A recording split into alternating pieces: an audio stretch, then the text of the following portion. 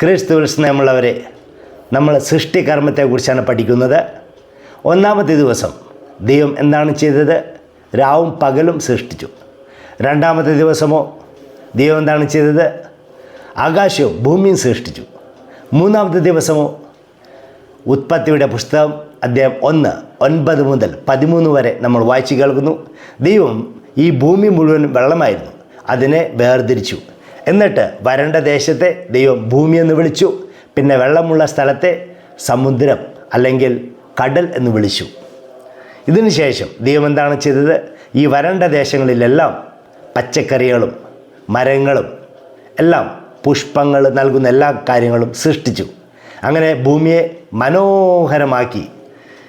ഇത് കഴിഞ്ഞ് വേണമല്ലോ നമ്മുടെ മനുഷ്യനത് കൊടുക്കുവാനായിട്ട്.